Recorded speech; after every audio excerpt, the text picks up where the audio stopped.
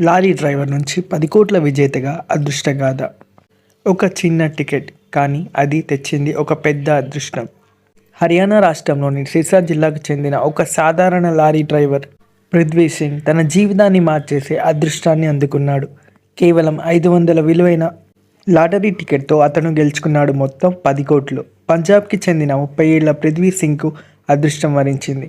2026లో జరిగిన పంజాబ్ లోరీ Makar Sankranti bumper offer డ్రాలో 3వ ప్రయత్నంలో భారీ బహుమతి గెలుచుకున్నాడు.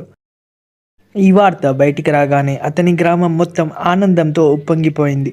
బంధువులు, స్నేహితులు అందరూ అభినందనలు తెలియజేశారు.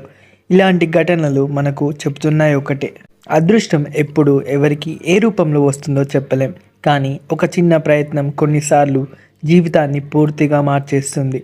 మీకు కూడా ఈ వార్త ప్రేరణగా అనిపిస్తే ఈ వీడియోకి ఒక లైక్ చేయండి, మా ఛానల్ని సబ్స్క్రైబ్ చేయండి. అతని పట్టుదల, ఓర్పు చివరికి ఫలితాన్నిచ్చాయి. Thank you so much for watching.